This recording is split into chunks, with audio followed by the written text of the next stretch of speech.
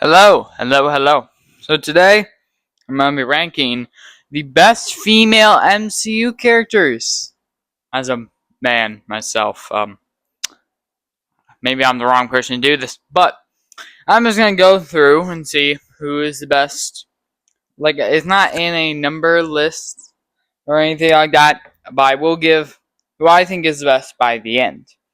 And we're starting off at number one is the Invisible Woman Sue Storm. Um, I really love this movie, this whole movie. If you watch my video on it, you know I love this movie. I think Sue Storm was really good. I think she was maybe the MVP of the movie. She was really, really good. I mean, she's already like the Invisible Woman or Mrs. Fantastic, if you want to say it like that. Whatever. Sue Storm is already one of the most popular female superheroes ever, and she's a part of one of the most popular superhero teams ever. So, of course, putting into the big screen really worked well. I think she's a near perfect adaptation. Vanessa Kirby does a really great job, and I love her in the role. I think her character is so well written, and there's a lot of just really great scenes with her. Like her talking to New York, being like, I will not sacrifice my child for this world, but I will not sacrifice this world for my child. That was a really great scene. The whole space sequence is one of the best sequences in the entire MCU, with her giving birth and the Silver Surfer chasing after her. Great. I also do like how she's comic accurate to her strength. Her pushing around Galactus is, I mean, kind of something you do in the comics. I mean, I'm currently reading Jonathan Hickman's Fantastic Four Volume 3, and in that comic, she literally uh, fights off Celestials. She takes blasts from Mad Celestials. And those Mad Celestials then go on to kill Galactus. So it's not absurd that she's able to push back Galactus. Anyways, I really like Sue Storm as the Invisible Woman. I think she's great. Anyways, next up is Shalabal the Silver Surfer. Anyways, Shalabal is really good. I thought she was a great villain. Actually, I say, oh, never mind. Don't. Yeah, she does have a bit of rush ending. I think a couple more scenes could have worked with her, but she has some really great scenes. Like I said, that prior mentioned space sequences, her coming down to Earth and being like, "I herald his beginning. I herald your end. I herald Galactus." That was such a bar of a line. Anyways, and also the whole Shalabala scene where we find out who she is and Johnny Storm does all that. Great scene. She has so much good to her, and she has a great design. Great design. And, of course, this is one of the best visually, this is visually one of the best MCU projects. So, of course, she looks really good in the film. And yeah, she's a good, henchman or herald for Galactus. I think it works really well in the movie. Really like Shalabal Silver Surfer. Anyways, next up is, of course, Natasha Romanoff, or Black Widow. Yeah, she's immensely iconic. That's one thing I'll give to her. But I would say she only really starts getting depth by the time she dies. I mean, maybe if I rewatch the MCU and all her movies, I'll be like, oh, maybe she has a bit more. But I feel like she only really gets depth in Endgame and Black Widow. Black Widow, I hate that movie. No, yeah, no offense. I think she has one of the worst movies in the entire MCU. I know I'm an oddball on that, but I hate Black Widow so much. Maybe a rewatch will help, but I remember despising that movie. Endgame I love, though, and she gets some great development here. Her death scene is one of the best scenes in that movie. I love that. I love her death scene. Scarlett Johansson does a great job, all that. Yeah, she's immensely iconic, but I don't know how well she holds up compared to some other characters. Whereas next is Shuri, or Black Panther 2. I would say my biggest problem with her, she was really annoying in that first film. I mean, of course, what are those? That was dated back then. Looking at it now, it's already awful. It's just gotten worse. And it's such a bad joke. I don't think that she was that likable in the first Black Panther. I'm going along with my propaganda that Black Panther has a bad cast, which it does. None of those characters are all that likable, except for T'Challa, Killmonger, and Okoye. Anyways, she is solid in Infinity Wars, but I did really like her whole sort of arc of becoming Black Panther, sort of losing her family, getting over her grief. I thought she had a good arc in Wakanda Forever. Um, yeah, I think she's a good Black Panther. I mean, not as good as T'Challa, but she's still a good one. I'm excited to see her in Doomsday. Anyways, next up I have Peggy Carter. I need to watch her show. I kind of just had to include her, but I need to watch her show. She's a good love interest. I need to watch her show. Although, to be fair, I'll tell you, the show doesn't matter because I don't think Peggy Carter's canon. This actually, I kind of forgot something. I'm not including any of the Agents of Shield characters. Like all of them would make it into my consideration. Like Gemma Simmons, Daisy, May, I guess Yo-Yo too. Like all of them would make it into like the discussion for best character. Honestly, they may Daisy may win, or like Daisy may or Gemma, any of them may win, right? But I don't think Agents of Shield is canon to the MCU, so I'm not gonna include them. And I have my reason for why the Agent of Shield isn't canon. But yeah. Anyways, next up is Jessica Jones. She was really great in her show, even though her show had some less than bright moments, like season 2. She was really great throughout it. I hope, yeah, Kristen Ritter is a perfect casting. I think I will never say that she's one of the best comic book castings of all time because she's playing Jessica Jones. I don't think any Jessica Jones casting can be one of the best of all time. She's too minor of a character. But Kristen Ritter, she does an incredible job in the role. I do really, really love seeing her play Jessica Jones. Her whole arc over her series of overcoming her trauma from Kilgrave in season 1, then becoming a hero in season 3. That was good. Let's ignore season 2 and how it just goes back onto her trauma after we just had a season of getting over her trauma. Then the next season is more trauma. Why did we do that? I don't know. Yeah, it does help that her first season of the show is one of the greatest seasons of comic book television ever. I have a video on that too. Anyways, she is, like I said here, she's always the best part of her show, except for season 1. Kilgrave is the best part of her show. But, like, in season 2 and 3, she's definitely my favorite part of the show. And even in season 1, she's one of the best parts in the show. Jessica Jones is a goat. But she was also pretty good in Daredevil Born Again season 2 and Defenders. Daredevil Born Again season 2, she didn't get enough screen time, though. So, that was one thing. Next up is Dina Madani. I don't get the hate for her. Like, she's really overrated. I have not seen a single person online say they like Dina. And I think it's all for, like, such irrational reasons. Anyways, I really like her connection to Russo and Frank, too. I think her story and how she was used in season 1 was pretty good. We could have gotten maybe a bit more with her in season 2. I don't remember her doing much. But yeah, I definitely can see how some people can find her annoying for being, I guess, I don't know, brooding. But, like, I did quite like Dina Madani. I think she was a great deuteragonist. Deuteragonist. Yeah, I said it right the first time. Okay, I thought she was great for the Punisher series. Did like her character quite much. It was okay, she didn't appear. Trish Walker. I put here. If you can't tell, this is my Netflix style. She's pretty good. I liked her villain arc in season 3. That was definitely her best season. She was still good in season 1. Season 2, I'd have no opinions about her. I mean, we get to see more of Patsy, I guess. She's a neat backstory. Actually, I do quite like her backstory with Patsy. Like that one episode where we learn about her mother and how she forced Trish into becoming an actress and how she's kind of an abuser. Actually, not kind of, she is. I think she has a good backstory. I like her. I wouldn't be mad if we see her in a Jessica Jones spin-off that Brad Winderbaum said would happen. Anyways, next up, I have Claire Temple. I really like Claire Temple. Oh, yeah, by the way, forgot to mention this. I made this like a month ago. So Brand New Day is not in consideration for this.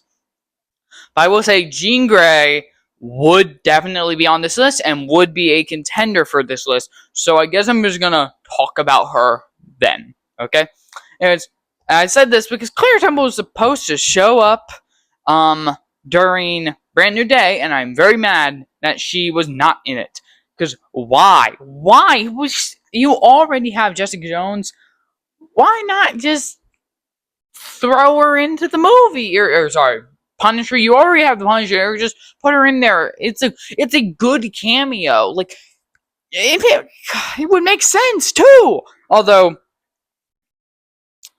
never mind. Yeah, she does have a great connection to Matt, Luke, and Jessica, or just everyone. I'm not seeing Iron Fist. I'm sorry, but yeah, definitely. I said Matt because she definitely has the best connection to Matt Murdock. Although here's one thing that I always thought: she shows up way too little for how much people talk about her. I would have thought she was like a Karen Page level in how much she showed up. No, she shows up like not that much. I mean, she doesn't even show up in season 3 of Daredevil. She gets like I'm talking about Daredevil here, but like she's always talked about, and people say her a lot, and I'm like, I don't get it because she barely shows up. Like she's not even. I wouldn't even call her a main character. She's just supporting her side character, right? Like she shows up for half the episodes in season 1, then a few episodes towards the end of season 2, and actually at the start of season 2 as well. The point is, I really thought before watching Daredevil that she would have a much larger role because there were like three, four characters, maybe 5 that I knew about before watching Daredevil, and it was of course Daredevil, Kingpin, Punisher, Foggy, and also Claire Temple. Yeah, she's like the 7th or 8th most important character. Like it's weird. Anyways, I do really like Claire Temple. Like I said, great whenever she shows up. Rosario Dawson also does a pretty good job. Next is Vanessa Fisk. Vanessa Fisk. I do really like her development over the series, going from the Kingpin love interest, who was already kind of evil, to just straight up Kingpin. Yeah, like her becoming more independent than just Kingpin's wife. She becomes a Kingpin in her own regard by Daredevil Born Again season 1, and like. That is actually one of the things I've seen praised by people who don't even like Born Again. I love Born Again, but like I know a lot of people, actually, I know some people who don't like Born Again even admit that she has a good arc in it because it's a progression of what happened in Daredevil season 3. Daredevil season 3, her whole thing in those last 2 episodes was her becoming more developed in Fisk's empire. So guess what? By Born Again season 1, she's ahead of it, right? With Fisk. Actually, Fisk is kind of out in Born Again, so she's the only head. But anyways, I do really like her development. I am blanking on the actress's name. I believe it's Ayulette something else. She does a great job. Like I said, she's very good in Born Again. Her death is incredibly satisfying. Finally, just seeing this lady die after killing Foggy, after killing Nadeem, after killing. Why am I forgetting who she killed? I think it was just Foggy and Nadeem. Yeah, she killed Foggy and Nadeem. I was thinking Bullseye who killed Father Lantham. Lantham. So, anyways, yeah. I really do like Vanessa Fisk. I think she's a great character. I really love her arc over the Daredevil show. Whereas next up is Karen Page. I absolutely love Karen Page. She is so incredibly written in those first 3 seasons of Daredevil. One thing is, Deborah Ann Woll does not get the respect she deserves. Okay, like, everyone talks about when they say perfect castings in Daredevil, they say Matt Murdock, or Charlie Cox as Matt Murdock, Vincent D'Onofrio as Wilson Fisk, John Bernthal as Trent Castle, and Wilson Bethel as Bullseye, right? You all see those because those are the big comic book characters of the show. While Karen Page, I mean, she's pretty important to Daredevil, but she's not a big character. Like, if I ask someone, hey, have you ever heard of Karen Page? They're going to say no. If you ever heard, but if I go up to someone and say, hey, have you heard of some Kingpin, Punisher, Daredevil? They'll probably say, yeah, I probably heard of that. But I think Deborah Ann Woll deserves to be right up there with all those actors. That's what I was trying to say. She has such an exceptional job in the role. I love how Deborah Ann Woll plays this character. I mean, she's so good in Daredevil Born in season 2, in like episode 6, I believe. In her own episode, Karen, in like other God. I think Deborah Ann Woll does an exceptional job with the role. And was like, I love her backstory episode too. Like, the backstory episode Karen, while it's not my favorite episode from season 3, far from it, it's actually my bottom half of season 3. Even though I think it's an incredible episode, but that just shows how good season 3 of Daredevil is. But I love her backstory. It's a view of Daredevil from this like other world, or sort of this other vibe. It's also the cinematography in the episode is incredible. But I'm not talking about the Karen episode, even though it's such a good backstory with her brother dying and her getting disowned and everything with their mother and how Karen's sort of holding his family together. But due to everything she's been doing, she goes to her pretty bad boyfriend. But yeah. I really love her backstory, and I love her right now with Matt and Foggy. Like, while we do get to see more with Matt than Foggy, anyways, yeah, while she does get more with Matt than she does Foggy, I do really love to see her and Foggy. Actually, does she get more with Matt than Foggy? I mean, she's with Foggy a lot in season 3. Actually, only like, whatever. I love her dynamic with both of them. Her character development throughout the show is subtle, I guess. I mean, she didn't, like, I guess her arc is, like, in season 1, she sort of this binding glue between Matt and Foggy. She has to sort of bring in and bond with both of them. Season 2, she leaves and then becomes the journalist. And then at the end, or in season 3, she goes from journalist, someone who has to accept her past of what she did and what she did to Wesley back in season 1, killing him. And then she joins Nelson Murdoch and makes Nelson Murdoch and Paige. In which I do really like her drumming through show. And this is one thing that I think we need a lot more in like comic book television. Is it the love interest that doesn't that's like not their sole purpose. Like, their sole purpose isn't to be a love interest. Hell, Karen throughout half the show isn't even Matt's love interest. Karen is really only like a love interest, like they're together and they have to go through all that in season 2. And even then only like 3/4 of season 2. So like, really, she's just a great character who, like, she's a very standalone, like, female character who has her own incredible stories, who has such great writing, and isn't just bound to Matt or Foggy as this love interest character. I think it works really well. Of course, this just works right. So, like, Invincible, that is a huge problem for me. Like, with Adam Eve, after she becomes Mark's girlfriend, that's really it. She's just Mark's girlfriend. She doesn't have a moment like that, like, where she stands up for herself again. I mean, like, I guess her fight with Conquest in the show is one, and, like, spoilers for the Invincible comic series, there's really only one scene that I can, like, picture. Like, of course, when Thrag kills Oliver and Mark and she revives them, but also, or not Oliver, but also when, she stands up to Angstrom Levy. That's it. Like, she becomes so null after she becomes Mark's girlfriend. And that isn't one glad Karen Page is not. I adore Karen Page. Such a great character. Anybody but Elektra. I can... I hate Elektra so much. I don't hate. Hate is a strong word. I just dislike. I do not think Elektra's a good character, like, at all. I don't like her. I'm sorry. She just derailed any good plot in season 2. That's probably my big reason for why, is that in Daredevil season 2, we had so many good... Why did I capitalize but not Elektra and anybody? I don't know why I did that. I feel like I should capitalize anybody and Elektra. This is like the last word I should have capitalized. It's in the middle. I don't know why I did that. Anyways, oh my god, I hate Elektra so much. So much. Like, she just derailed any good story. Like her love triangle or love conflict thing that she had with Matt and Karen just wasn't even good. It just made Matt look like a cheater. He wasn't really a cheater. but like it still isn't a good look. Still isn't good at all.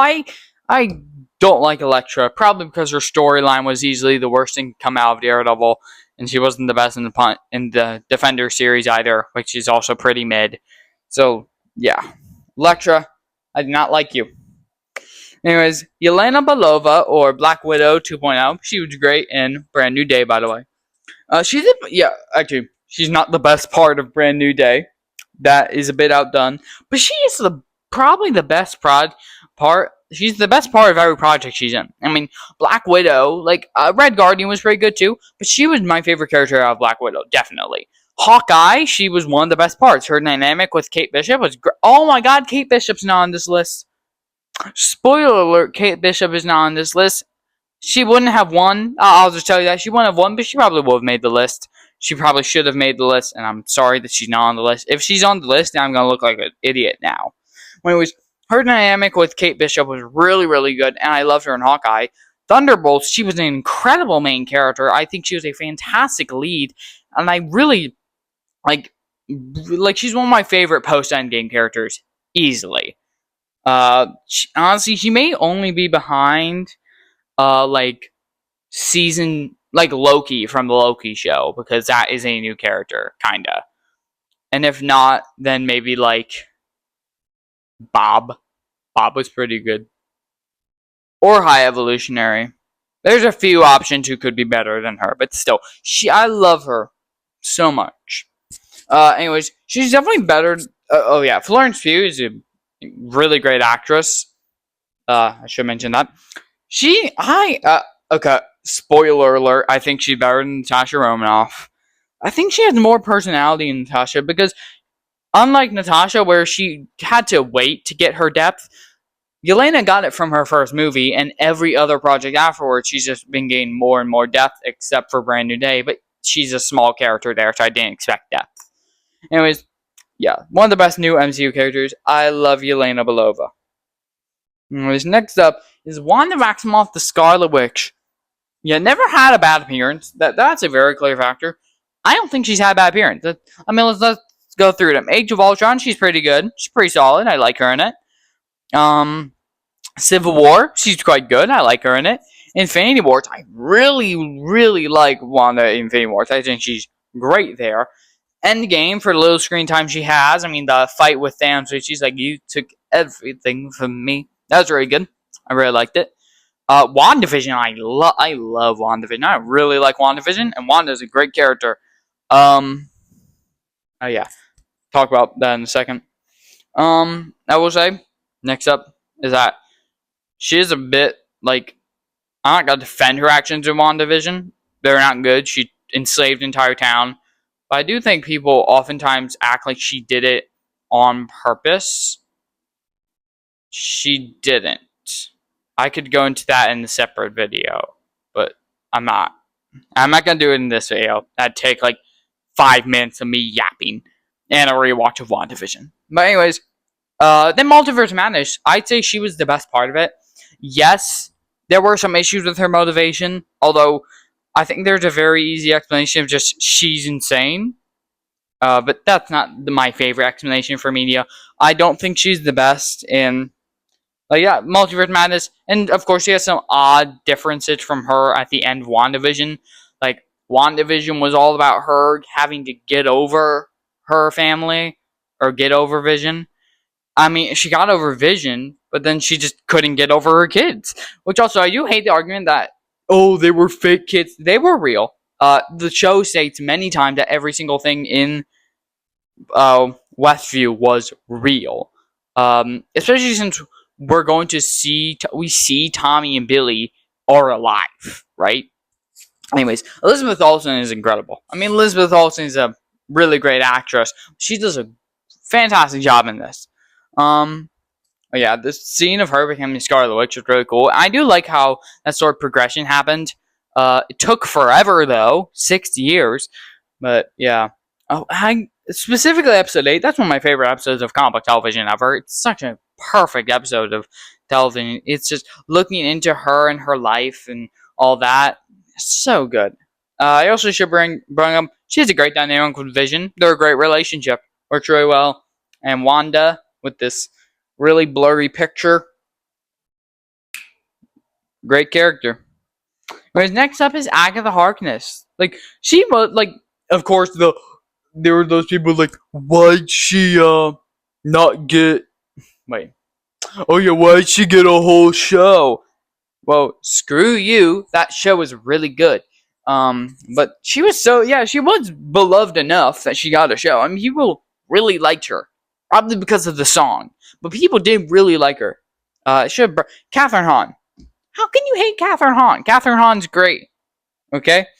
Um, like this is one thing that I really loved about her show is that she was a villain. She's a villain. Like, yeah, she's a sad backstory of death taking away her child, but then she rectifies this by killing more people and by doing evil things. Like the show clearly shows her as a bad person, and I think that really works.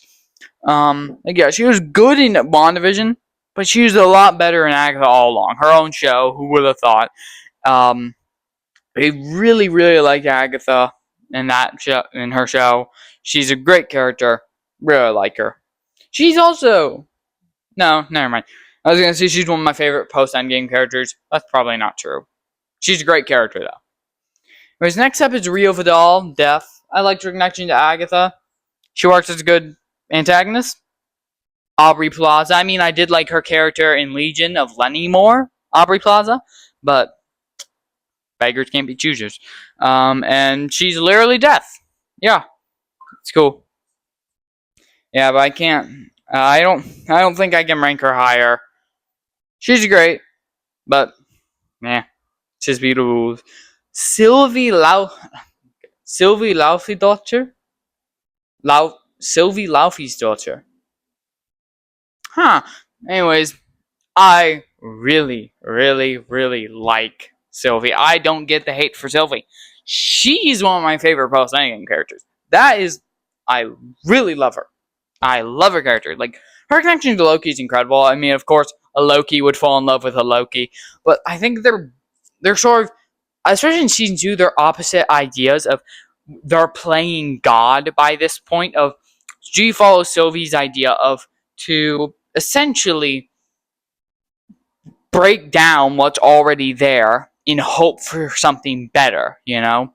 You know, like to fight for your free will even if it costs you everything versus Loki's approach of if it ain't broke, don't fix it, right? You know, I think it works really well. I love her connection to Loki. Like she's really well written, like as that like sort of opposite opposing force to Loki, and her ideology I think is really well done. She has some exceptional scenes. Like the scene where she yells at Mobius in Hard TVA season 2 episode 4, and then afterwards her conversation with Loki. Oh my god. Her conversation with Loki in the finale about do you break something down in order to have hope for something better, or do you just leave a broken system how it already is? Or like her scene in episode 5 where she's talking to Loki at the bar and she's like, what do you want? Like she's such a well written character. I absolutely love Sylvie with her writing. And again, she serves as a great opposition to TVA. She's great in season 1, but I did really like her a lot more in season 2. Not that she was like bad in season 1, but I think she's a lot better in season 2.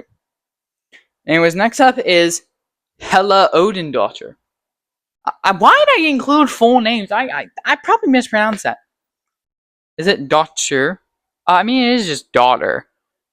Anyways, she's a great villain. Yeah, I really liked her. I said one of the most iconic scenes in the MCU. I feel like Thor's hammer breaking is a pretty iconic scene, right? We can agree on that. Her death scene was great with Ragnarok and her fighting Surtur and throwing the giant spikes at him. That was dope. She also has that really cool fight scene of like fighting Asgard's entire army and winning, like, and killing all the Valkyries. Like she's strong. She got aura. Great connection to Thor, of course, her sister. And I really like the scene where she was talking to Thor and being like, remind me, what god are you? What type of god are you? And then he flashes to Odin and sees that. Anyways, I think she's a great antagonist in a really great movie. Anyways, next up It's Kamala Khan, Miss Marvel. Um, yeah, I'll just tell you, it's Iman Vellani. That's why I put her. She's a perfect casting. Iman Vellani, she cares so. You can tell she cares so much about her character in the performance. She's so energetic. She has such liveliness to what she's doing, and I mean, she is a big Marvel fan. If you like search up what she is, she's definitely a big Marvel fan, and you can tell. Yeah, but she hasn't been in a single good project. Like, she hasn't been in a single project that I have over 7 out of 10.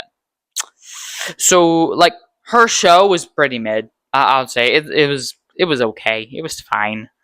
It was aight. The Marvels, while I do think it's overhated, I think The Marvels is a solid film. Needed more time to it, and a better villain. But overall, it is a solid film. Ms. Marvel is definitely the best part of both those projects. But, like, yeah, just can't save her. Although, okay, I would like to say, what was that Avengers short with Ultron? Like, you know what I'm talking about. That, like, video that surfaced a few years ago with Sam Wilson's Captain America, Captain Marvel, and Iman Vellani and Ant-Man fighting Ultron on a cruise. Like, you know what I'm talking about, right? Like, what was that? Genuinely, like, where did that go? I remember New Rock Stars interviewed Iman Vellani, and she was like, I don't know, because I think, like, what was that short?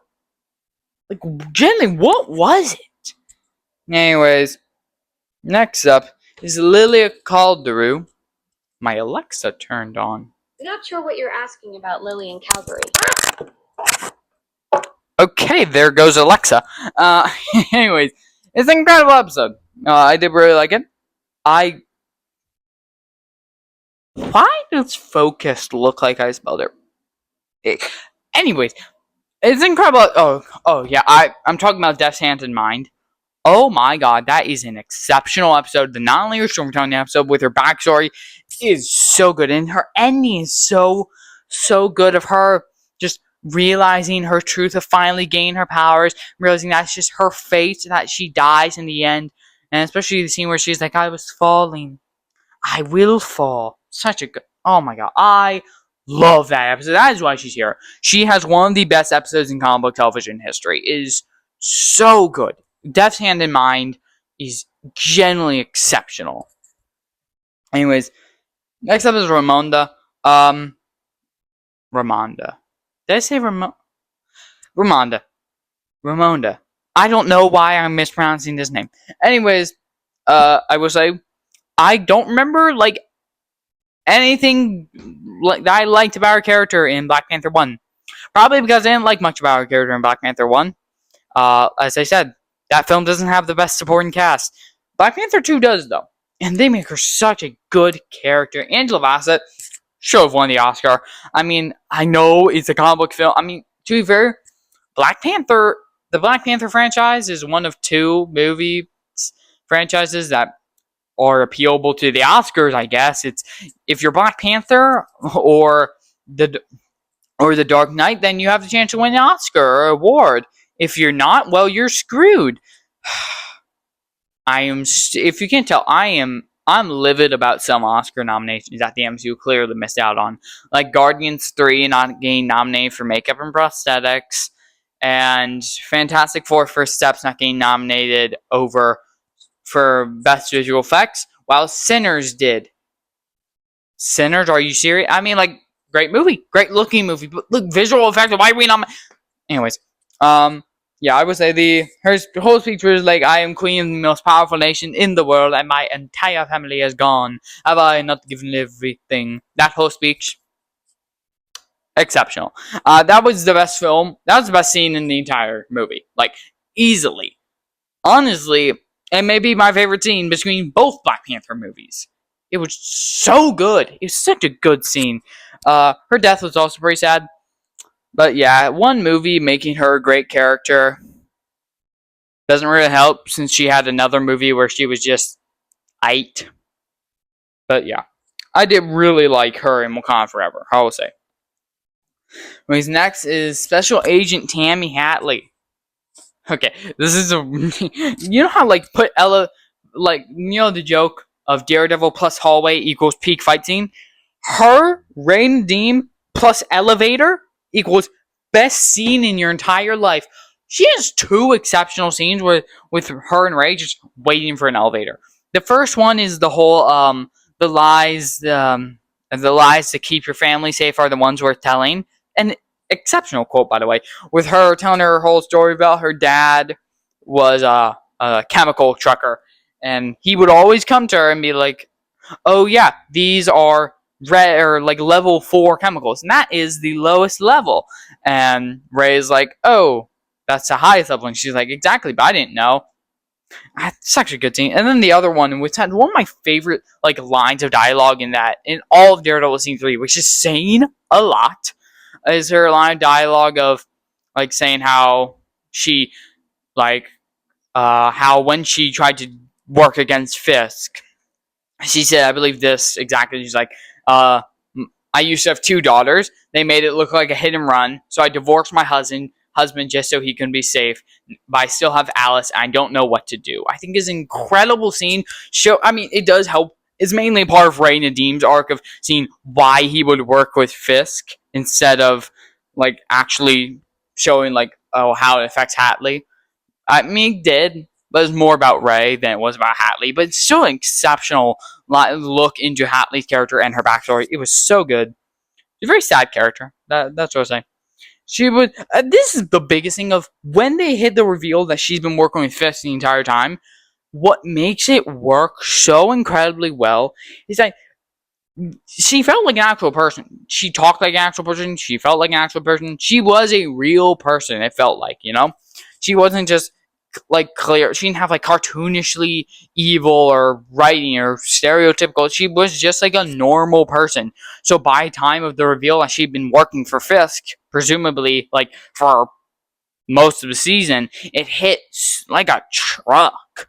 I mean, it was such a great scene and it worked so well. I really like Special Agent Tammy Hadley. Anyways, that is it. So, yeah, no Kate Bishop. But let's talk about Jean Grey for a bit. I did really like Jean Grey in Brand New Day. I thought she worked as a fantastic villain. I like them sort of setting up a redemption arc with her. Sadie Sink does an incredible job. Works really well with Spider-Man as these like polar opposites. Yeah, can't wait to see her in the X-Men films.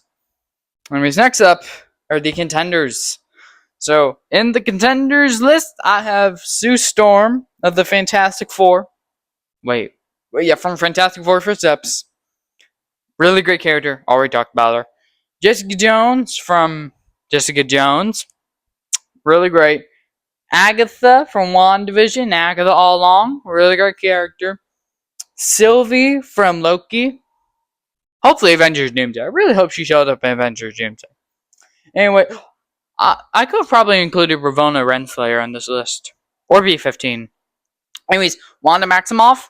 Love her character from a whole bunch of movies. Yelena Belova, also from a lot of movies, but mainly Thunderbolts and Black Widow. Such a good character. Karen Page from Daredevil. And Natasha Romanoff from a bunch of other movies, mainly Black Widow. Anyways, let's look at our winner. And by winner, I mean 3 winners. Okay, so these all excel in one aspect. Like, I should have labeled these. This is superhero aspect. This is writing aspect. This is the in-between. What I'm trying to say here is that Sue Storm is the best written character, or is like the best character as a superhero. I think she works incredibly as a superhero, you know? And I think she's incredibly written in that aspect. I think Karen Page is the best written, just like how good her writing is, like just point out, not her character, not who she is to the MCU, just her writing in general. I think Karen Page is the best written female MCU character. I think Yelena Belova is the perfect in between. Not only is she a really well written MCU character, but she's also a really great superhero. I think she works as both. You know, I was like, there was one other person who I think could have been here except for Yelena. and that's Wanda. I think Wanda could be there for the argument to replace Yelena, especially since she's had a lot more time. But currently, I like Yelena more. Like, currently. Sylvie, I also think is debatable there, but she would more fall under the Karen Page category of these really incredibly written characters who only apply to their own show. Sylvie applies to more of the outer MCU than just, Loki. But I do think Karen's better written. Anyways, so this is the trifecta. Best superhero, best written character, best in between. Boom. Anyways, I hope you enjoyed this video, and bye.